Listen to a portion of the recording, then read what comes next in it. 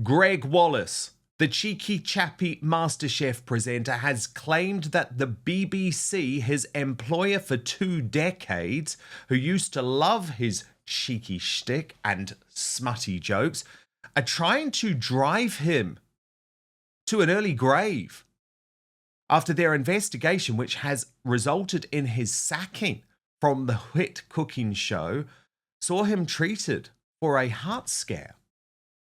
Now, this story is all over the tabloid front pages today. And I would argue that the headline is actually very, very misleading. So if you look at the Daily Star, for example, they're claiming that 50 new victims have come forward.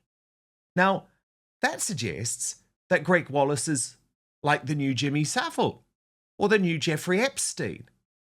In fact, what has happened is that 50 very, very woke people have expressed horror at the fact that they heard Gregg Wallace tell a bit of a smutty joke in the past.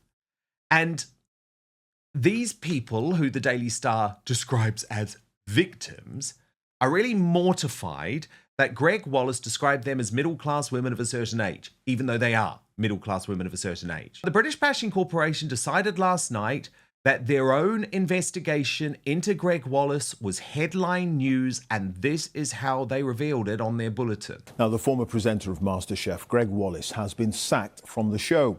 He stepped back from the job last year after being accused of misconduct, and since then, 50 more people have approached BBC News with fresh allegations. An inquiry ordered on behalf of the show's production company is due to report soon. Today, Gregg Wallace said he'd been cleared of some of the most serious and sensational claims, but recognised that some of his humour and language had been inappropriate. Now, I've been doing Masterchef for 20 years. Amateur, celebrity and professional Masterchef.